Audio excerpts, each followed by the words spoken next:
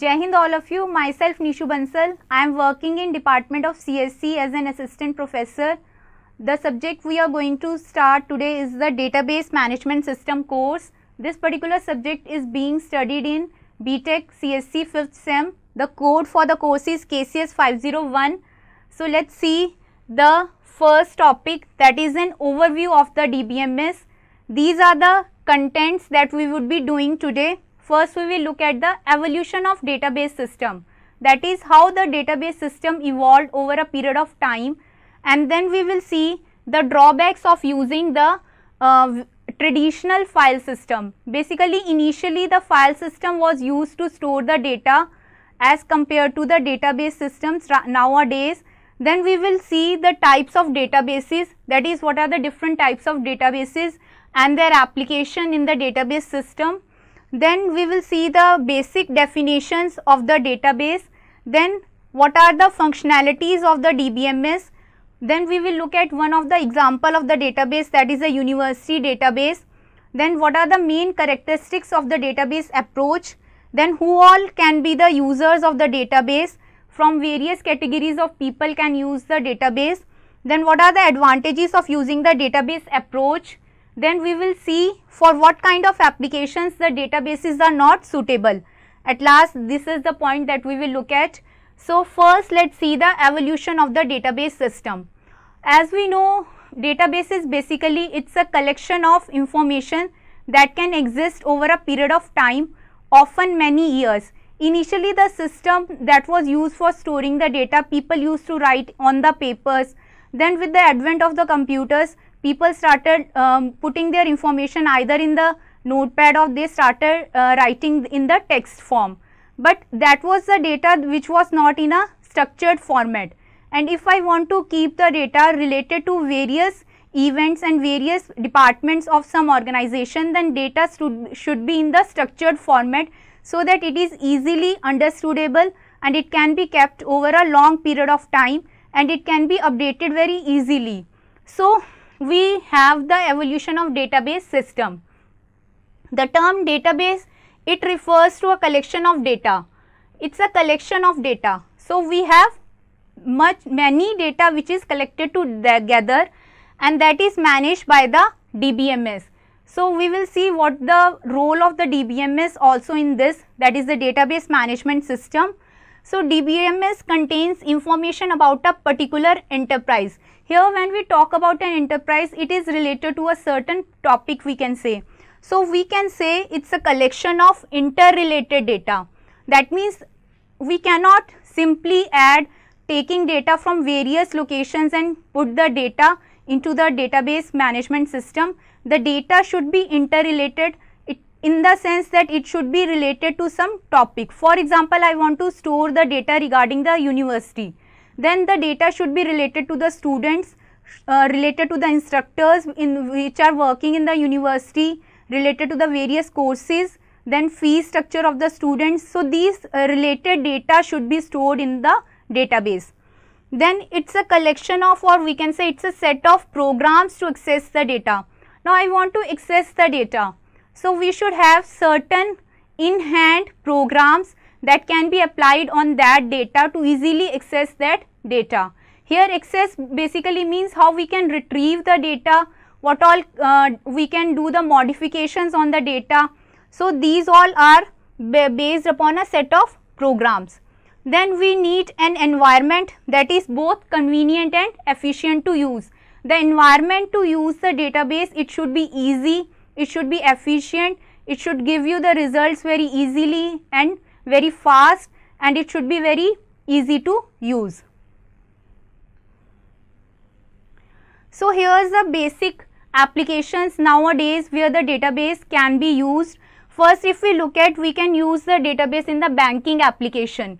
Nowadays mostly all the banks, they are working with the help of the centralized databases, or we can say where the data regarding all the account holders is being stored into the database, and plus the all transaction details, whether we are accessing the money from the transaction online, we are doing the net banking, the entire data is being, because of the advent of the internet also, as we are using the internet, for net banking also, we can perform the transactions on our account. We can transfer the money from one account to the another account. So entire data regarding the accounts plus what all the transactions are being done in a bank, that are all being done with the help of the database. Then the database is being used in the airlines. When we are doing it, using it for the reservation of the airline flights, whether we can see whether the seats are available at a particular time or not in the in a particular flight or not. We can schedule the flights, various flights of a particular airlines, and we can synchronize it with the other airlines also. As well as these airline databases, they can be used by the various people all over the world, with the people who can they can book their tickets online as well in the airlines. Then we have is the university data. University database, they can be used for the registration purpose. The university online, they do the registration of the students, and they can release the grade also. So they are storing, they are making the databases where all the details regarding the students, the various information regarding the various colleges which are enrolled in the university, the courses which are taken care by the university, all this information is stored in the databases. Then in the sales also, the sales of the company can also be increased if we have a data in a very structured format. That is, we can store the information regarding the customers, all the customers who purchase different various kinds of products in a particular company or an organization, what all are the products that are available in a particular store. And by keeping record of the products also, people can, in case there is a shortage of any product, by looking at their database, they can see whether the data regarding the products is there or not. That is, the inventory management can also be done using the product detail. Then what all are the purchases, who all are people who are putting the order in a particular organization. Various e-commerce sites, they are possible because of the databases that are being managed by them, because everything is now being automated. At the back end, we have is the data stored in the databases.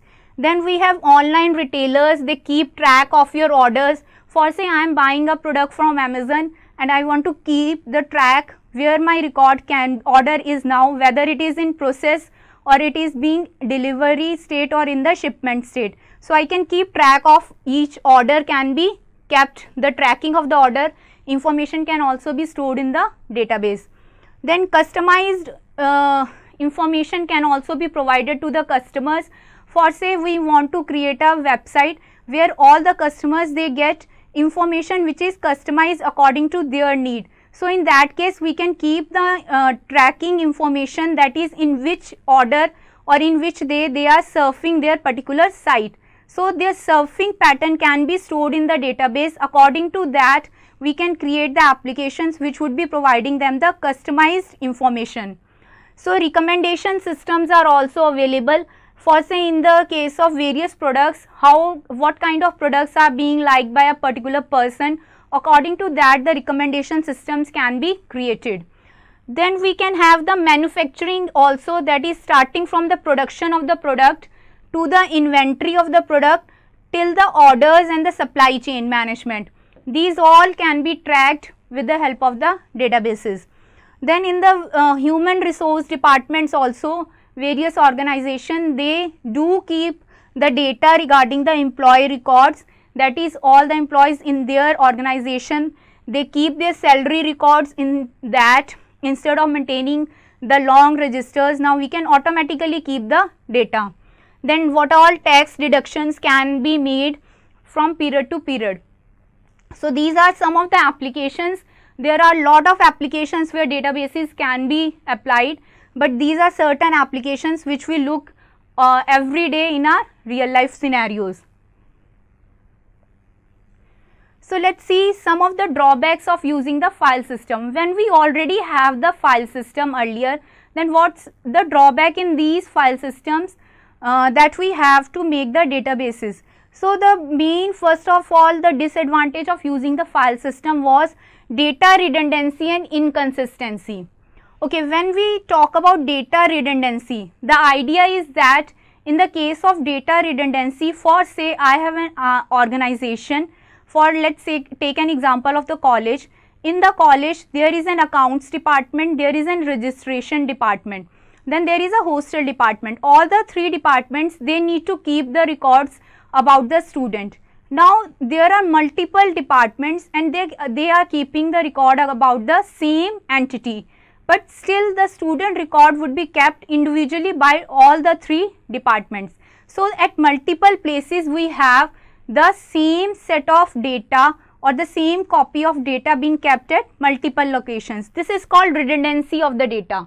So they are using their different file formats. So people are using multiple file formats as per their convenience to keep the data. So this is the duplication of data, we can say, in different files. So this data redundancy, it leads to inconsistency of the data. Inconsistency for say a student detail is being changed by the registration department. For say a student gets fail in one semester, in the next semester the student is being passed. He has given the carryover paper. Now this information, and there is a criteria, if the student has cleared all his papers, then only the hostel would be allocated to them. But now registration department has changed in their records that student has passed the exam, but this information for say is not available with the hostel. So the student over there, his record is that he has a carry. So this is the inconsistency of data, that in one place for the same data the student is showing that he has passed his carryover paper, but at some other place it is like he is fail. So this is at multiple places. When we are duplicating the data, then there may be a chances that we will have an inconsistency in the data, that is we may have more than two values for the same set of data. So this is called inconsistency. So this was the main disadvantage of the file system. Then we have is a difficulty in accessing the data, that is the data that we want to access, it is very difficult to access that kind of data, that is need to write a new program to carry out each new task. So every time I have to do a new work, I have to put a new query to my data, I need to write a new program to carry out that particular task. So this was another difficulty in the accessing of the data. Then second thing is data isolation. So as we know, the data is basically here, the main disadvantage was that the data is not isolated from the files, in the sense from the programs, in the cells multiple files and formats were used, and that too according to the programs. So programs and data, they were not at all isolated. Then we have is the integrity problem, that is for say the integrity constraints such as account balance should be greater than 0 become buried in program code rather than being stated explicitly. That is, we cannot explicitly state these statements that account balance is greater than 0, then we should bury it. It is required to be implicitly defined into the program.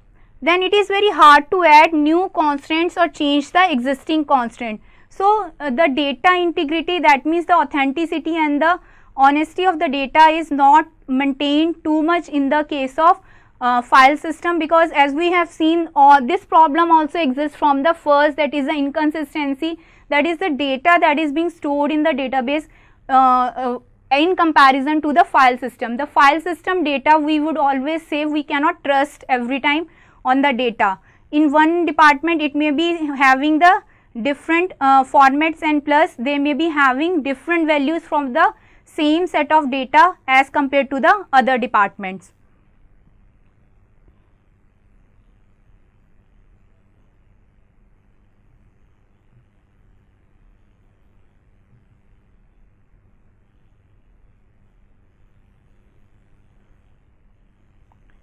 Then we have some more drawbacks of using the file system to store the data, that is atomicity of updates. Atomicity of updates are like the updates in the sense ki if failures may leave the database in an inconsistent state, with partial updates carried out. So in case for say in the file system, a partial update is being done because of certain failure, then the file system would still be in an inconsistent state. So example, for say we are transferring the fund from one account to another, should either complete or not happen at all. So if we are transferring the fund from one account to another account, either it should be completed in atomicity, means it should be completed completely, or it should not happen at all. Then we have concurrent access by multiple users. Here the problem is we cannot have concurrent access in case of files by multiple users. So concurrent access needed for performance. This is very much important, because if we want to increase the performance of our system, then we should have concurrency in it. So uncontrolled concurrent accesses can lead to inconsistency. For example, two people reading a balance say 100 and updating it by withdrawing the money say 50 each at the same time. So this would create an inconsistency also. So all the concurrent accesses, if we are applying on the data stored in a particular place, it should be concurrent, and we should take care that concurrency does not lead the database or the system into an inconsistent state. But this mechanism was not in the file system. These provisions are there in the databases. Then we have the security problem. That is, it is very hard to provide user access to some but not all data. To some of the data we can provide the security in the traditional file systems, but it was difficult to provide it in for all the systems. So here is the database systems which offer us the solution to all the above problems. So what is the database management system expected to do? It allows the users to create new databases. We can create specific databases for a specific purpose, and we can specify their schemas. We can define their structure. Then we can give users the ability to query the data. We can put questions on the data. We can retrieve the result as per our requirement. So there is the ability to query the data. A query is database lingo for a question about the data. We can modify the data using an appropriate language, that is called query language or data manipulation language. That is, there is a data query language which can be used for manipulating the contents of the data. Then support the storage of very large amount of data. The idea is, over a period of time, over a long many years, so many data is being collected, so it should be able to store a very large amount of data. Then for data can be of terabytes or more over a long period of time, allowing efficient access to the data for queries and database modification. So if I want a data of 20 years ago data, I want to retrieve certain records which were stored in the database 20 years ago, that can also be retrieved. So it should enable the durability, that is the recovery of the database in the face of failure. The errors of many kind or intentional misuse, still my system should be durable, it should be able to overcome over the failures also, it should be able to recover. Then it should be able to control access to the data from many users. Now there are certain confidential information also that can be stored in the database. So such kind of information, it is not to be provided to all the users of the database. So relevant information which is only required to a particular user should be provided to the user. So without allowing unexpected interactions among users, that is called isolation. So one user should be working on the same database in isolation with the other user, without actions on the data to be performed partially but not completely. This is called atomicity. Atomicity, basically we have seen earlier also now that atomicity is, we want any transaction or any working that is being performed on the database, it should be either done in entirety or it should not be done at all. Then here is a basic definition. Let's see the first, that is what is database. So database, it's a collection of related data. We have told you it should be related to some topic. So that is called related data. There should be some relation among the data. It's not like ki I am storing the some data we are taking is regarding the numbers, and I am storing some data regarding students and some data regarding the clothes. So these are all unrelated data. If we are storing the data, then it should be related or it should be covering certain topic. Then what's data? Data are known facts that can be recorded. So anything that can be recorded, that can be kept into the computer system, that is called data. It has an implicit meaning, that is it should be able to define itself. For say, I say name of a person. If I say Ramesh, then Ramesh, it is like the name of a person. So it should have an implicit meaning to it. Then implicit properties of the database. First property is implicit, that is it should be able to self-defined. So first is a database represents some aspects of the real world called the mini world. That is, we are taking a small world out of the entire real world, or it is also called universe of discourse. Then for example, student grades and transcripts at a university. This is a mini world from regarding what we are making the databases.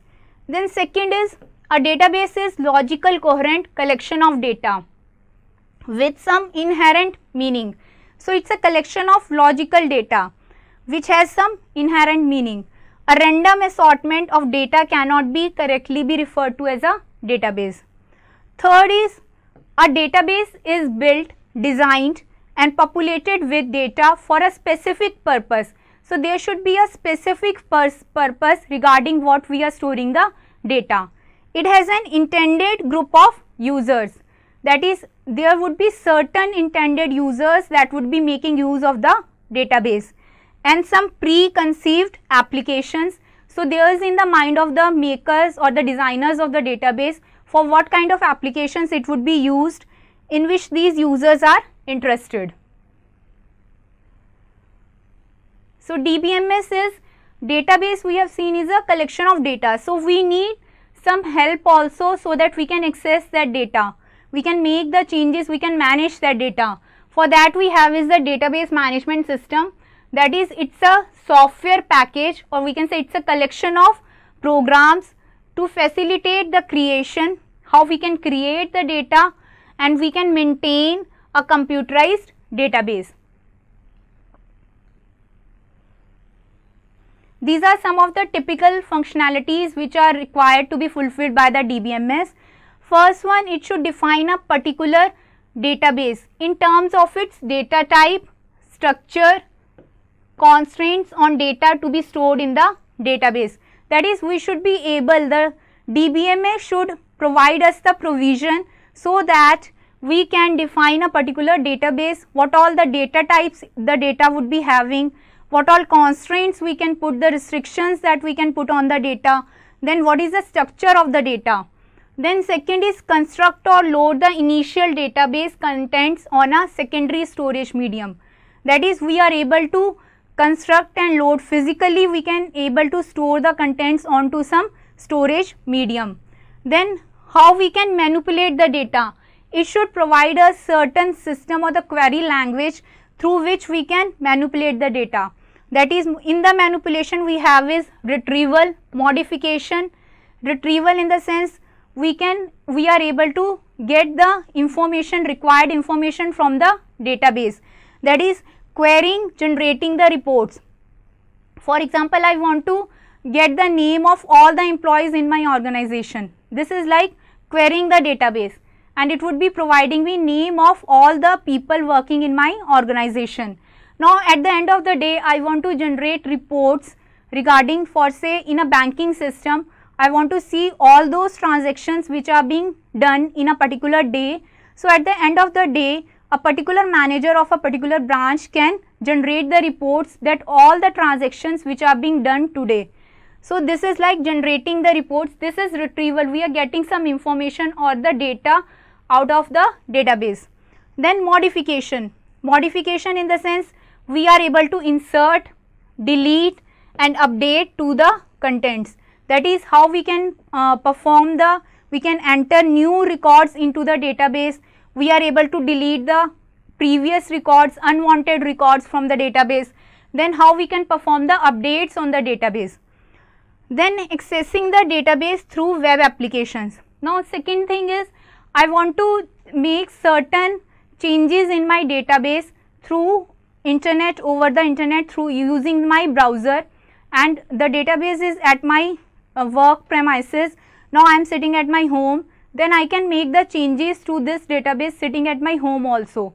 So it should have the provision for accessing the database through the web applications. Then we have is processing and sharing by a set of concurrent users. It should give us the provision that we are able to many users at the same time simultaneously. They are able to process and share the contents of the database and use them according to their requirement. So application programs are another thing. Programs can be made using which the people can access the database, yet keeping all data valid and consistent at all the time. The idea is, the main goal when we are creating the database is the data stored in the database, it should be valid all the time and it should have a consistent state. That any point of time it should not be like that at two places the same set of variables have two different values. Then these are certain expected functionalities of the DBMS. First is protection or security, that is there should be the measures to prevent the unauthorized access. Certain password based access should be provided to the database users so that only the authentic people are able to access the database. Then active processing to take internal actions on the database, that is if in case there should be the database administrator, in case any problem occurs, then the database administrator is able to take active actions on the data. Then we are able, the data that is being stored in the database, we are able to present that data in the form of visuals. So visualization is and presentation is another nowadays very important and useful tool that is provided by the DBMS for making the presentations and showing the charts through which we can show the various details of your data. Then maintaining the databases and associated programs. Then how we can maintain our database over a period of time. So there is a provision, if I have a database then I can maintain it for many years and its associated programs over the lifetime of the database application. So called the database, software and system maintenance. So these are the functionalities of the DBMS. So database system. Database system is like we can say it's a DBMS software together, the software we are saying here together with the data plus DBMS software itself. This is called database system. So database is database plus DBMS. So let's see some of the types of databases and the database applications. First is the traditional applications. Traditional applications, they can be applications in which we are just storing the numeric value and the text data. So these are called numeric and the textual databases, where we are just storing the certain figures regarding certain mini world. For say I want to store the astronomical figures regarding the distance of the various planets from the earth. So this would be like numerical data. Then textual data, it can be like simple data. For say I want to store the various contents which are in various books in the catalog. So this can be like the textual databases. So these are the traditional applications of the databases. Now there are more certain recent applications and prevalent more databases are also there. Then we have is a multimedia databases, that is databases which are beyond this numeric and textual data.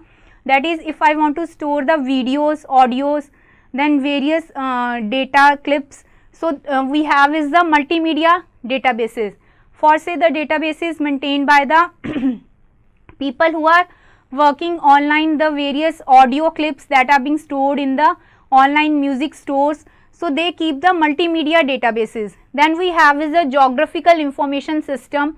For say Google search engine, it keeps track of the various geographical locations, the latitude and the longitude information for the various locations all over the world. They maintain the geographical information systems. Then we have is the data warehouses for storing the historical data. Historical data is data for say 50 years or 100 years of data we have. For say the Indian Meteorological Department, they have the data regarding the climate and the temperature over 100 years. So initially they used to keep the data in the files, but now the data is being stored in the databases. So if I have historical data which is from many years, that is being stored in the data warehouses. So when we have data, massive data, and which has been maintained from a very long period of time, over a period of 50 to 100 years, that is stored in the data warehouses. Then we have real-time and active databases. Real-time databases which track of the real-time applications, such as in the case I want to have, I want to see that what all are the, we are launching certain products. For say NASA is launching a missile, then they would be keeping track of what all the information regarding the launching of the missile till it is launched, that can be stored in the active or the real-time databases. We have many more applications of the databases and they are evolving over a period of time. So here is a simplified database system environment. Here, as we can see, at the bottom we have is the stored database. Stored database is basically, here is we have is the actual data.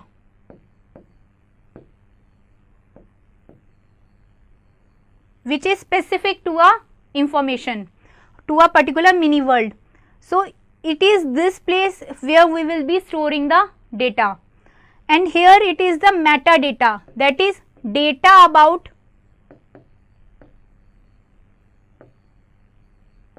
actual data.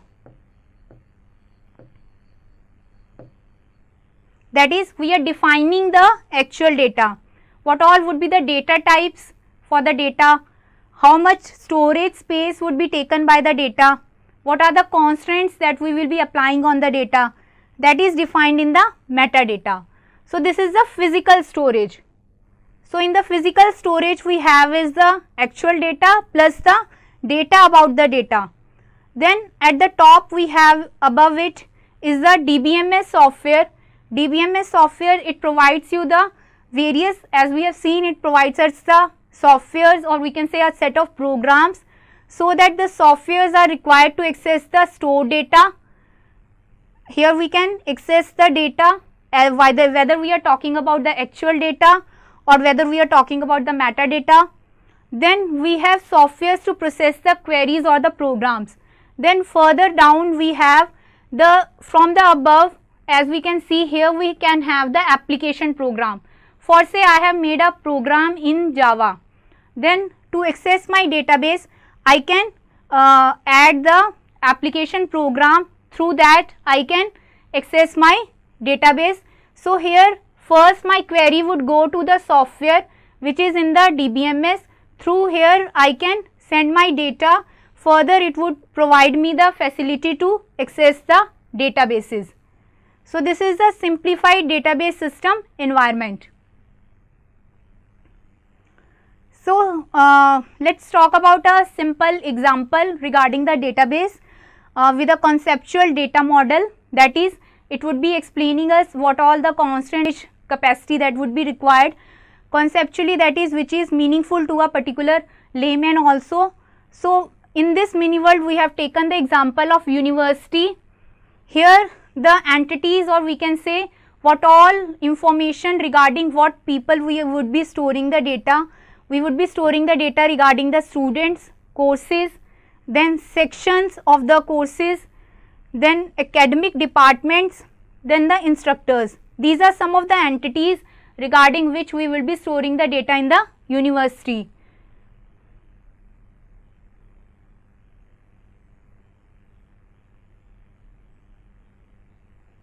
So here's the relationships between the various mini-world entities, that is sections are of specific courses.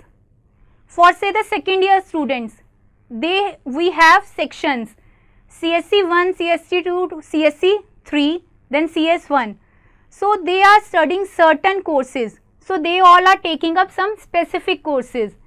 Then students take sections. Students are in a particular section. Then courses have prerequisite courses. For say in order to get a particular subject, to study a particular subject, I need to have a prior knowledge about some other subject. For say in order to study DBMS, I should be aware of data structures. So prerequisite course would be data structure, the course currently would be the DBMS. Then instructors, they teach the sections. Teachers are the instructors who are taking the classes of the various sections. Then courses are offered by the departments, and students, they major in the department, that is in which particular department they are enrolled. Then so note the above entities and relationships are typically expressed in a conceptual data model such as the entity relationship data model, that is we need to show the relationship between the various entities. As we can see, there is a relationship between section and course, that sections, they take specific courses. Instructors, they teach. So teach is a relationship. Here is the two entities, that is this is the entity relationship model. So here is an example of the simple database. We have taken certain tables, that is the entities. Course is one of the entity. Here course name, course number, credit hours, department. These are attributes, or we can say the information regarding the course that we are keeping. These are the various tuples, or we can say these are the various records that we are keeping. That is the different courses regarding which can be studied, and their course number, their credit hours, for how many hours they have a credit, and in which department these are being taken by. Then we have is the sections. In the section we are having the information stored regarding the section, such as section identifier, course number, for which this section is studying which course number, semester, in which semester this course is being studied by which section, then year, instructor. Then grade report. Grade report is the student number, student identifier and grade. What all are the grades which are taken by the student, how many, which grade a particular student has in which section and which grade. Then prerequisite is the, for a particular course, what are the prerequisites. So these are some of the main characteristics of the database system, that is first, self-describing nature of the database system. That is, a database catalog stores the description of a particular database. Database catalog is like a, we can say it is like metadata. So here as we have seen the metadata, it stores the information, description about your data, the data structures, the types and the constraints that we are storing. So description is a metadata. This allows the DBMS software to work with different database applications. So we can use the same softwares, the same database package can be used for various kind of applications. So second is, a characteristics is insulation between the program and the data. That means earlier the program and the data, when we were talking about the traditional file system, so there was an interrelation, or we can say it was not separate. The program was not isolated from the data. But with the advent of the databases, we can create our programs independent of the data. So it allows changing the data structures and storage organization. I can make changes in my data. I need not to change the program. Same way I can make changes in the programs. There is no need to change the storage without having to change the DBMS access programs. So here is an example of a simplified database catalog. That is catalog, it would tell me what all the relations would be there, that is the entities. So here we have is the student entity, the number of columns it has, then courses, section, grade report, prerequisite, then what all the columns can be there. For say in the student, it can be name, student number, class, in which subject or branch major he is, then course name, course number. So upon the dependency upon the various application and the requirement, the attributes can be there, or we can say the column names can be there. So we can have, this is the catalog or the metadata regarding the data. So some other characteristics are data abstraction. So a data model is used to hide the storage details and present the user with conceptual view, that is of the database. That is, the view of the data should be in such a form that all the people who are using the data, it should not be similar to them.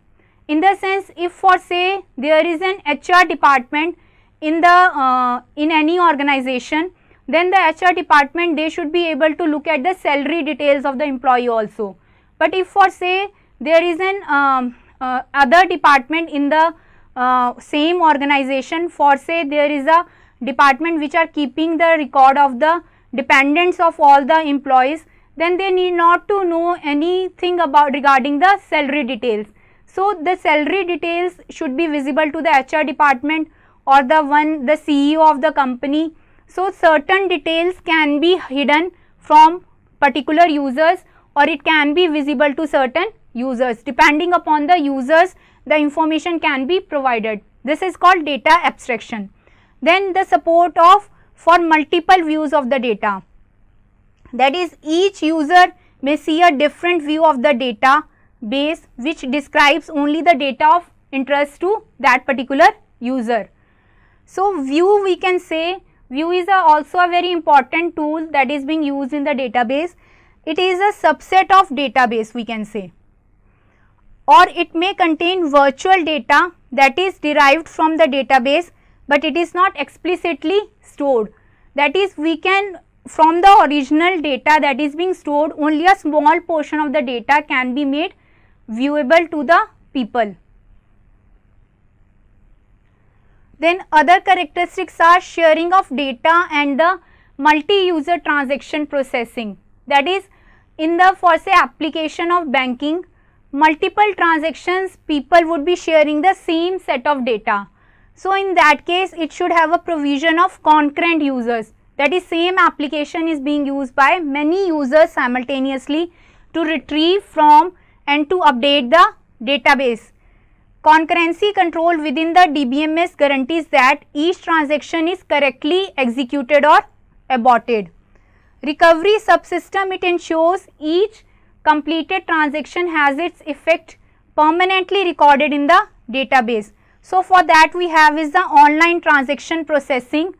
It is a major part of the database application, that is hundreds of concurrent transactions can be executed per second. So these are some of the users, may be divided into those who are actually using the database and some who are controlling the databases. So the one who are controlling, these are called the actors on the scene, who would be using and who would be designing. So there are those who design and develop the DBMS software and related tools, and the computer system operators, they are called the workers behind the scene. So let us see the actors on the scene. The actors are the database administrators. Administrators are the one who are responsible for authorizing the access to the database, for coordinating and monitoring its uses, then acquiring the software and the hardware resources.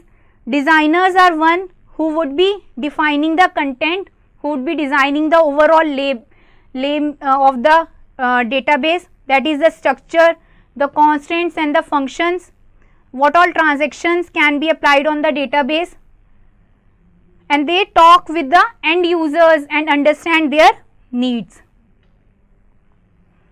Then let's see some other actors on the scene. We have is the end users.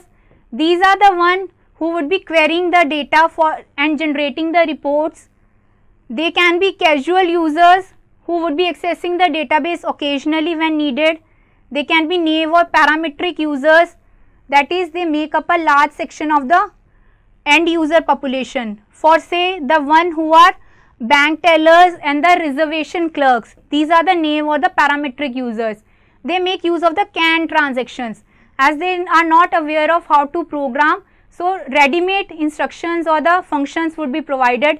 They just need to enter certain values to access the data.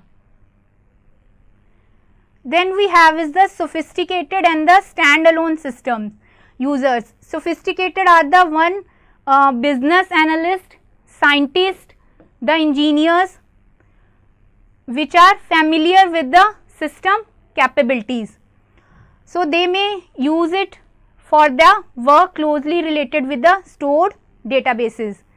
Then standalone were the mostly may maintain personal databases. For say I want to make a tax program regarding the data which creates its own internal databases. So I can create my own tax program.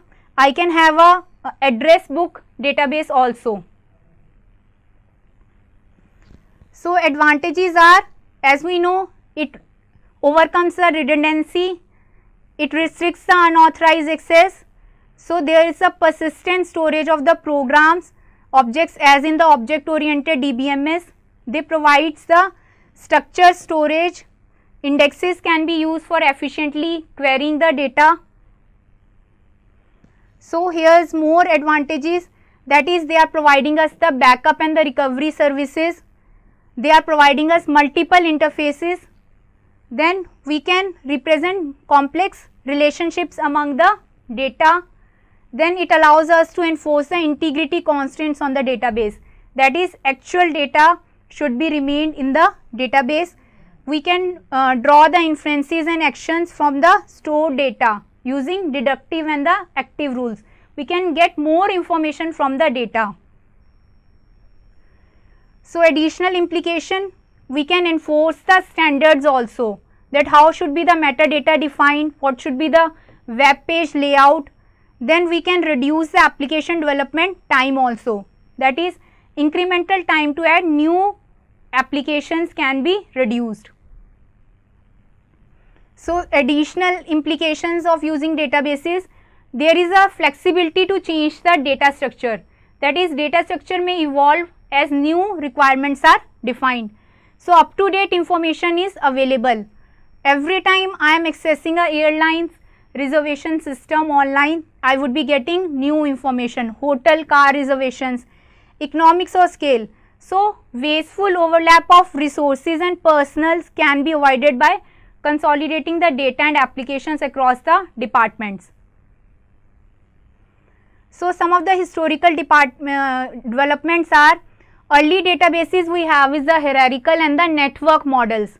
So now we have is the relational data models, that is in which the data can be stored in a relational form and we can related data can be stored, and various query languages such as structured query languages have been developed. So IBM was the one who has been creating the relational data models. Then we have the object oriented and emerging applications also, that is we have object oriented databases which can use to store the complex data processing in the CAD and the other applications. So many relational DBMS have incorporated object databases.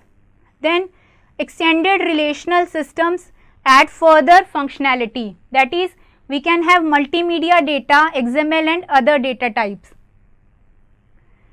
So we have data on the web and the e-commerce applications. So web contain data in the HTML form with, we can store it with the links also. Then various e-commerce sites, they use new standards like XML. This information can also be stored.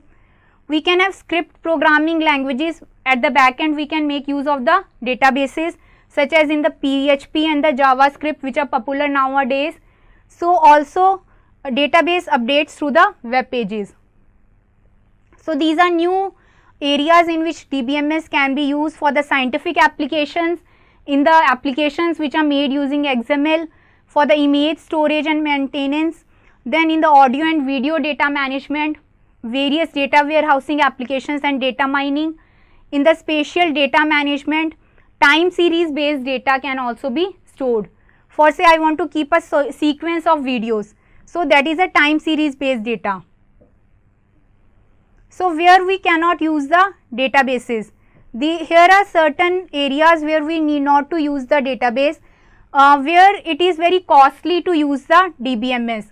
So high initial investment and possible need for additional hardware is there. So there is a overhead for providing the security, concurrency control, recovery and integrity function. So these are certain areas where we need not to use the databases, when DBMS may be unnecessary, for as we have a very simple application, well defined and not expected to change. For in such application, no need to use the databases. If there are stringent real time requirements that may not be met because of the DBMS overhead. So if access to the data by multiple users is of not required. So when no DBMS suffix, if the database system is not able to handle the complexity of the data because of some modeling limitations, in that case also we need not to use the database. If the database users need special operations not supported by the DBMS. So that's all regarding the overview of the DBMS. Thank you very much.